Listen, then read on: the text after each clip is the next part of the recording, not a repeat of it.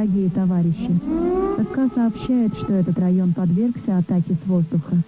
Чтобы обеспечить безопасность населения, особенно детей, все должны спокойно и организованно пройти к ближайшему противорадиационному убежищу.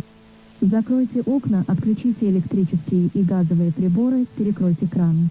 Возьмите с собой важные документы и противогаз, а также столько еды и воды, сколько сможете. Предприятия и учреждения осуществляют деятельность, предусмотренную специальными инструкциями.